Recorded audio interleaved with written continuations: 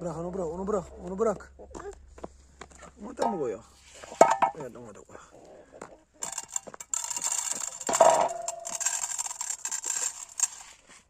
Tamam yeter.